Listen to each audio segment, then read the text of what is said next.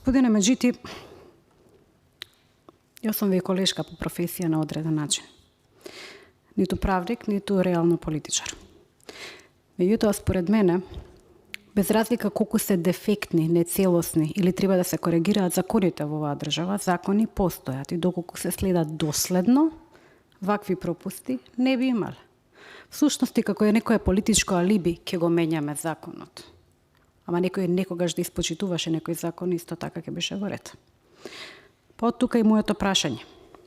Законот за здравствена заштита точно одредува кои се ингеренциите на министерот, директорите и вработените во јавните здравствени установи.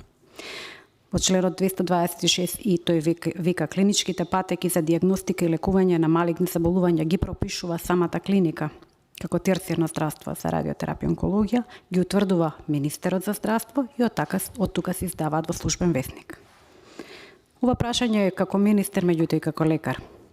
Доколку се носат спектрум на медикаменти кои што се основени биолошка терапија и не се само за онкологија, меѓутоа се врзани во главно со овие пациенти, како се лекувани тие без клиничка патека од 2019 година до 2023? Благодарам.